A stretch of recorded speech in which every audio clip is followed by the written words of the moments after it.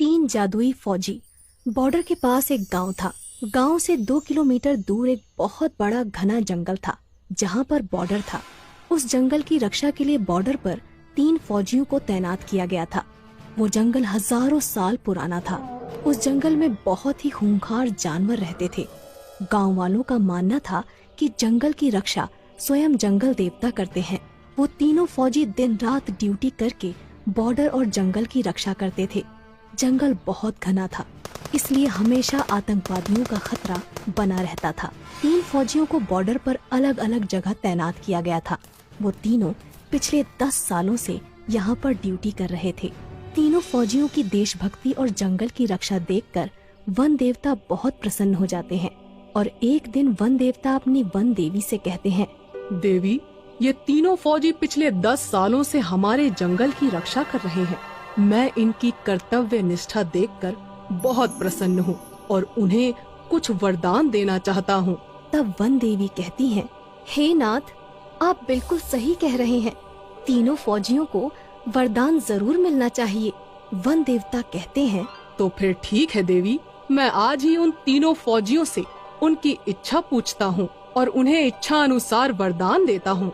इतना कहकर वन देवता वहाँ से गायब हो जाते हैं और पहले वाले फौजी के पास पहुँच जाते हैं। वो पहला फौजी अचानक से वन देवता को देखकर आश्चर्यचकित हो जाता है और कोई जादुई भूत समझकर अपनी बंदूक से वन देवता को गोली मार देता है। लेकिन उसकी गोली से वन देवता को कुछ नहीं होता और वन देवता कहते हैं, रुको फौजी, मैं वन देवता हूँ। फौजी डरते हुए कहता है, प्रणाम देवता, मैंने आपको पहचाना नहीं, मुझे माफ कर दीजिए। तब वन देवता कहते हैं, कोई बात नहीं फौजी, तुम पिछले 10 सालों से लगातार इस जंगल की रक्षा कर रहे हो। मैं तुम्हारी कर्तव्य निष्ठा से बहुत प्रसन्न हूँ और तुम्हें एक वरदान देना चाहता हूँ। इतना सुनकर वो फौजी बहुत प्रसन्न होता है, लेकिन फिर वो सोच में पड़ जाता है कि वन देवता से क्या वरदान मांगूं। मुझे सोना चांदी मांगना चाहिए, लेकिन भला मैं सोना चांदी का करूँगा क्या? वैसे भी मेरी उम्र रिटायरमेंट होने को है। तब वन देवता कहते हैं, क्या सोच रहे हो फौजी? तुम जो भी वरदान मांगोगे मैं तुम्हारी इच्छा अवश्य पूरी करूँगा। तब वो फौजी कहता है, वन देवता, मैं सोच रहा हूँ क्या वरदान मांगूं। तब वन देवता कहते हैं, मुझे कोई जल्दी नहीं है, तुम चाहो तो अच्छी तरह से सोचकर वरदान मांग सकते हो, तब तक के लिए मैं चलता हूँ। इतना कहकर वन देवता अंतर ध्यान हो जाते हैं। वन देवता के जाते ही वो फौजी लगातार सोच में पड़ जाता है कि उसे क्या वरदान मांगना चाहिए। वो अपने मन में सोचता है, मेरे पास भगवान का दिया हुआ सब कुछ है, एक अच्छी बीवी है, 2 बाल बच्चे हैं और सभी की जिंदगी खुशी खुशी गुजर रही है। मुझे अपनी देश की रक्षा के लिए कुछ मांगना चाहिए। वो पहला फौजी काफी देर तक सोच विचार करने के बाद वन देवता को पुकारता है। वन देवता तुरंत वहाँ प्रकट हो जाते हैं। बोलो फौजी, तुम्हें क्या वरदान चाहिए? तब वो फौजी कहता है, वन देवता जी, मेरे पास सब कुछ है, लेकिन आप मुझे एक जादुई बंदूक प्रदान करें। उस बंदूक से मैं जो कुछ भी मांगूं मेरी वो इच्छा पूरी हो जाए। इसके बाद वन देवता कहते हैं, जैसी तुम्हारी इच्छा, मैं तुम्हें एक जादुई बंदूक प्रदान करता हूँ। इस बंदूक की मदद से तुम कुछ भी कर सकते हो। इसके बाद वन देवता उस फौजी को एक जादुई बंदूक प्रदान करते हैं और वहाँ से गायब हो जाते हैं। वन देवता के जाते ही वो पहला फौजी कहता है, मुझे इस जादुई बंदूक का टेस्ट करना चाहिए। मुझे बहुत तेज भूख लगी है, मुझे शाही खाना चाहिए। और इतना कहते ही उस फौजी के सामने बहुत सारा शाही खाना प्रकट हो जाता है। वो फौजी खाना खाने लगता है।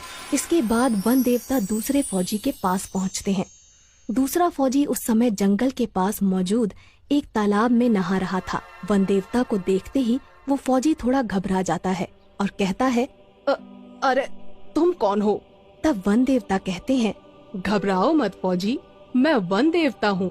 तुम पिछले 10 सालों से मेरे जंगल की देखभाल कर रहे हो। मैं तुम्हारी कर्तव्य निष्ठा से बहुत प्रसन्न हुआ हूँ और तुम्हें एक वरदान देना चाहता हूँ। तब वो दूसरा फौजी पानी से बाहर आता है और वन देवता को प्रणाम करते हुए कहता है, प्रणाम वन देवता, मेरे पास एक अच्छी नौकरी है, घर परिवार है, धन संपत्ति भी है।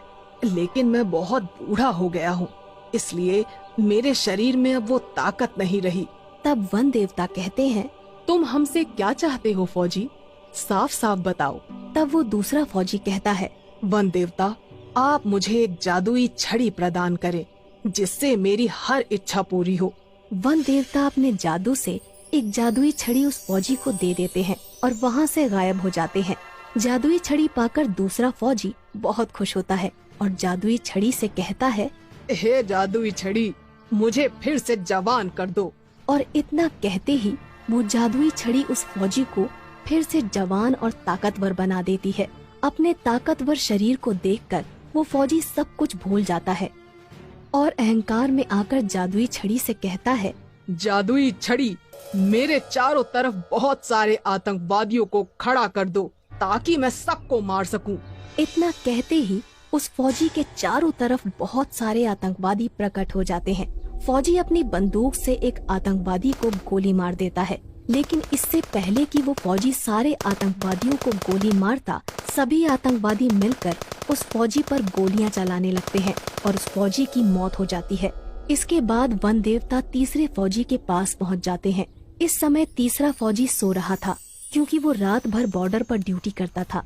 वन देवता उस तीसरे फौजी के सपने में आते हैं और कहते हैं, उठो फौजी, कुछ लोग जंगल में पेड़ काट रहे हैं, जाओ और जाकर उनको रोको। इतना सुनते ही वो तीसरा फौजी अचानक नींद से जाग जाता है, लेकिन उसे अपने आसपास कोई नहीं दिखाई देता। वो कहता है, कहीं मेरा सपना सच तो नहीं था, मुझे जंगल में जाकर देखना चाहिए। वो फौजी तुरंत अपनी बंदूक उठाकर अपने इलाके में छानबीन करने के लिए जंगल में निकल पड़ता है। तभी उसे सामने दो लोग पेड़ काटते हुए दिखाई देते हैं। फौजी चिल्लाकर कहता है, कौन हो तुम लोग और इस जंगल में आने की हिम्मत कैसे हुई? फौजी दौड़कर उन दोनों को पकड़ लेता है और कहता है, अगर आज के बाद तुम लोग इस जंगल में दिखाई दिए तो मैं तुम्हें पुलिस के हवाले कर दूंगा। इसके बाद वो दोनों आदमी वहाँ से भाग जाते हैं। तभी अचानक वन देवता वहाँ प्रकट हो जाते हैं। वाह फौजी वाह, तुम्हारी वजह से ये जंगल सुरक्षित है। मैं वन देवता हूँ और तुम्हारी कर्तव्य निष्ठा देखकर मैं तुम्हें एक वरदान देना चाहता हूँ। मांगो फौजी, तुम क्या मांगना चाहते हो? तीसरा फौजी थोड़ा सोच विचार करके वन देवता से कहता है, वन देवता, मैं जब भी अपनी वर्दी पहनकर बॉर्डर पे जाऊँ तो मुझे कोई देख ना पाए। मैं अपनी वर्दी पहनकर गायब हो जाऊं।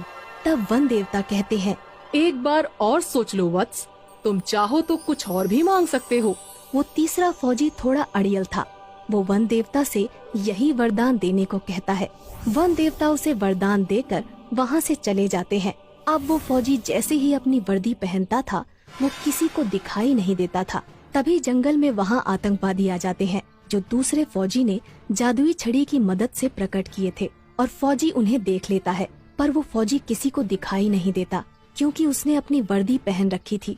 फौजी अपनी बंदूक उठाता है और एक एक करके सारे आतंकवादियों को मार देता है।